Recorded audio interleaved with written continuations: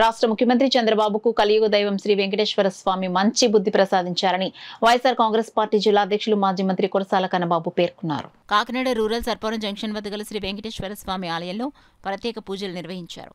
ఈ సందర్భంగా కన్నబాబు మాట్లాడుతూ కలియుగ దైవం వెంకటేశ్వర స్వామి వారి లడ్డూ ప్రసాదంపై రాజకీయ దురుద్దేశంతో ప్రజల మనోభావాలు దెబ్బతీసే విధంగా సాక్షాత్తు రాష్ట్ర ముఖ్యమంత్రి చంద్రబాబు ఆరోపణలు చేయడం తగదన్నారు.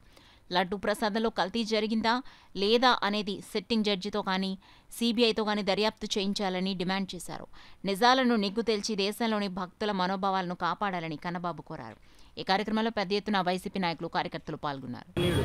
కలియుగ వైకుంఠంగా భావించే తిరుమలలో అపచారం జరిగిందని ఒక పెద్ద అపప్రదని చంద్రబాబు నాయుడు ప్రచారం చేయడం అనేది ఎంతకన్నా దుర్మార్గమైన చర్య లేదు అని అందరూ ముక్తకంఠంతో ఖండిస్తున్నాం.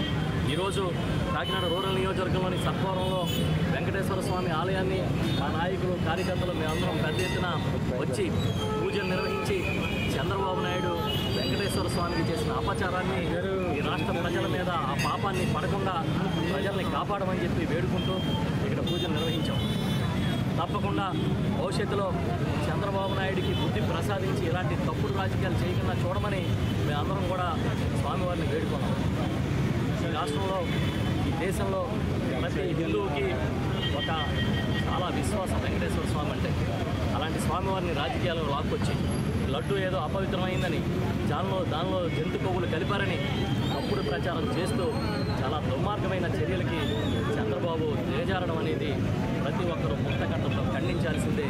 ఇందులో ఎలాంటి రెండో ఆలోచన లేదని చెప్తూ ఈ పాప పరిహారం చంద్రబాబు నాయుడు చేసుకుని జరిగిన తప్పుకి ప్రజల ముందుకు వచ్చి ఒప్పుకుంటే మంచిది. ఇలాంటిదేమీ లేదని చెబితే భక్తుల విశ్వాసాన్ని కాపాడినట్టు అవుతుంది. ఎందుకంటే ఇప్పటికే టెస్టింగ్ రిపోర్ట్స్ వచ్చాయి, వాస్తవాలు తెలిసాయి. ఆ 4 ట్యాంకర్లని నెయ్యి ట్యాంకర్లని వెనక్కి పంపించామని ఈవో చెప్తుంటే కలిపామని చంద్రబాబు ఎలా చెప్తారని అడుగుతూ ఉన్నాను. కాబట్టి ప్రభుత్వం నిష్పక్షపాతంగా ఈ సిట్టు ద్వారా కాకుండా సుప్రీంకోర్టు జడ్జితో ఒక విచారణ చేయించాలని మేము వైఎస్ఆర్ పార్టీ తరఫున కోరుతున్నాం. తప్పకుండా చేయించాలని డిమాండ్ చేస్తాం.